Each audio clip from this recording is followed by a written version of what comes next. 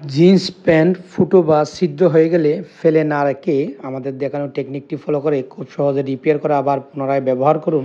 দেখুন, আমরা প্রথমে এই ড্যামেজের নিচে টুকরো একটি কাপড় দিয়ে ইউলি কালার একটি সুতা নিয়ে আমরা ডিজাইন করা শুরু করছি। প্রিয় দর্শক, দেখুন, এই ডিজাইন করার পাশাপাশি আমাদের ড্যামেজটা রিকভার হয়ে যাবে। আমাদের দেখানো টেকনিকে এই কাজটি চাইলে খুব সহজে করতে পারেন।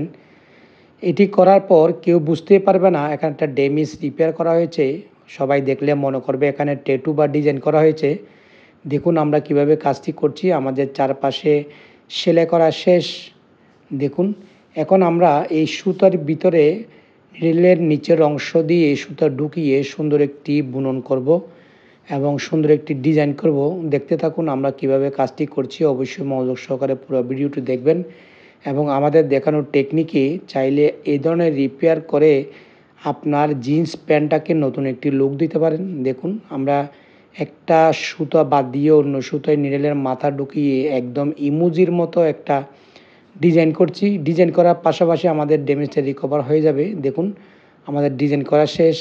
দেখুন, আমরা নিচে নিডলটা নিয়ে গিয়ে একটা গিট দিয়ে নিলাম যাতে সেলাইটি আর খুলে না যায়।